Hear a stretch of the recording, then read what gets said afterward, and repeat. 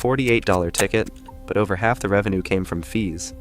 Spirit Airlines could undercut legacy giants by 50%, flying out of cheaper airports and squeezing six-figure commissions from gate agents who enforced carry-on bag charges. So how did this ruthless cost machine go bust, twice, in under a year? The real answer begins with how those fares were possible in the first place. Spirit's entire playbook for low fares started with where and how it flew. Instead of fighting for gates at crowded, high-fee airports like Miami International, Spirit made Fort Lauderdale its main hub. The difference in costs was dramatic. Landing fees, gate rentals, and ground handling charges at Fort Lauderdale ran well below what legacy carriers paid at Miami. Spirit repeated this logic wherever possible, choosing secondary airports or less congested terminals to keep expenses down. The trade-off was clear. Passengers got less convenient locations, but Spirit slashed a major line item most travelers never see. The network design followed the same logic. Spirit built a point-to-point system, skipping the big connecting hubs that drive up costs for legacy airlines. Planes flew out and back, not through complex transfer banks, which meant fewer baggage transfers and less ground staff. Simpler operations meant fewer chances for delays and lower costs per flight. For travelers like Mike, this often meant direct flights to vacation spots at rock-bottom prices, but not the seamless connections or frequent schedules offered by larger carriers. The savings extended to the fleet. Spirit operated only Airbus A320 family jets, including A319s, A320s, A321s, and the newer Neo versions. By sticking to a single fleet type, Spirit kept pilot training straightforward, maintenance routines standardized, and spare parts inventory minimal. The airline could also negotiate better deals with Airbus by buying in bulk. With an average fleet age of 6.5 years, these planes were newer and more fuel efficient than many rivals. Each A320 was packed with 174 to 182 seats, far more than the 150 to 160 seats legacy carriers typically installed. And Spirit worked those jets hard, averaging over 11 hours of flying each day, squeezing more revenue from every asset. Labor was the final piece of the cost puzzle. Spirit's crews handled multiple roles, and for years pilot wages lagged behind the industry. That approach hit a wall in 2010, when pilots staged a days-long strike to demand better pay. Spirit gave ground, but kept overall staffing lean. The real turning point came in 2023, when a new union contract sharply increased pilot pay and benefits. Company filings show that higher salaries and benefits, driven by this deal, added hundreds of millions in labor costs almost overnight. For a business built on razor-thin margins, that wage reset cut deep into the cost advantage Spirit depended on. Spirit's real moneymaker wasn't the ticket, it was the relentless menu of extra charges waiting after checkout. By 2023, nearly half of Spirit's total revenue, about 48%, came from fees, not fares. That is more than triple the industry average of 14%. The list for travelers like Mike was long. A carry-on bag could cost $35 to $65. Checked bags could be $30 to $60 each. Seat assignments ranged from $1 to $50, depending on the route and the location. Want the wider big front seat up front? That could run up to $150 extra, with no meal or lounge access included. Change or cancel your flight, and the fee could reach $119. Forget to print your boarding pass at home? That is another $10 at the airport. Even a soda or Wi-Fi came with a separate charge. Spirit was not just first in line to charge for carry-on bags. Spirit literally invented the fee in the US back in 2010. The move drew national headlines and plenty of outrage, but it worked. Passengers grumbled, but most paid up, and the airline's ancillary revenue soared. By 2024, Spirit was pulling in an average of $68.95 per passenger in non-ticket revenue, compared to a $48 base fare.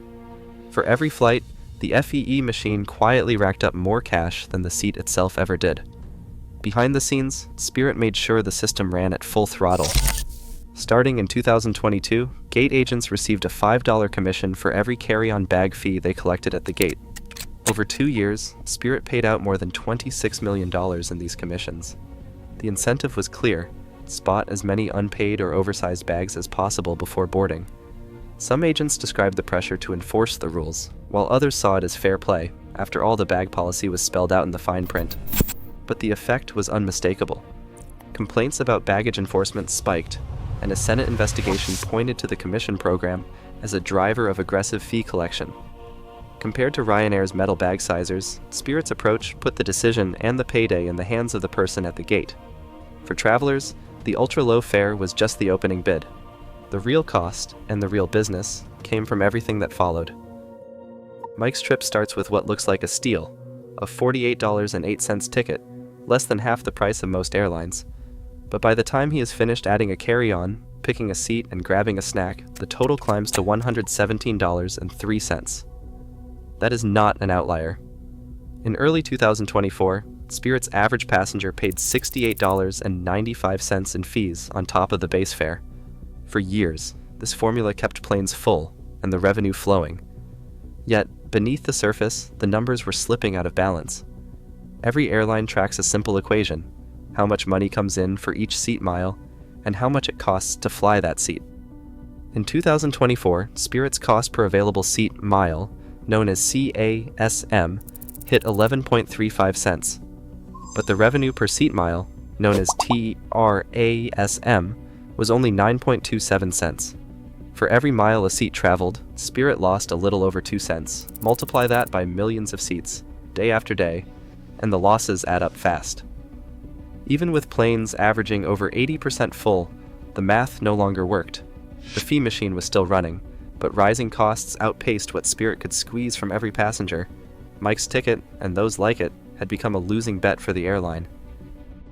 Legacy carriers did not sit still while Spirit raked in fee revenue. By 2017, Delta, United, and American launched basic economy fares, matching Spirit's low prices and stripping out perks. Suddenly, travelers could book a ticket nearly as cheap as Spirit's, but with a bigger network, more frequent flights, and loyalty points. The price gap that once drew flyers like Mike to Spirit all but vanished, leaving Spirit competing on equal footing with airlines that had far stronger brands. In 2023, Pratt & Whitney revealed a manufacturing flaw in the engines that powered Spirit's newest Airbus jets. Dozens of A320neos and A321neos had to be grounded for inspections and repairs. Some engines waited more than a year for parts. At one point, nearly 20 Spirit aircraft sat idle, planes that had been counted on for revenue. With so much capacity parked, fixed costs spread across fewer flights, and every remaining seat became more expensive to operate. Management scrambled for answers. In the summer of 2024, Spirit rolled out a transformation plan. The airline dropped change and cancellation fees on many fares, hoping to win back travelers tired of nickel and diming. Bundled options appeared, with bags, seats, and Wi-Fi grouped together for a single price, targeting premium leisure travelers willing to pay a bit more for comfort. Behind the scenes, Spirit exited 42 unprofitable markets, added 77 new routes, and pushed back aircraft deliveries to slow spending. Hundreds of pilots and staff were furloughed as the airline shrank to survive. Yet every move toward a softer product meant higher costs or less revenue from fees. The model that once thrived on being the cheapest was now caught between rising expenses and a market that no longer valued bare-bones flying.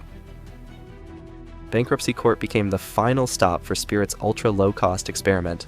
On November 18, 2024, Spirit filed for Chapter 11 protection, reporting a net loss of $1.23 billion for the year, and operating revenue down more than 8% to $4.8 billion.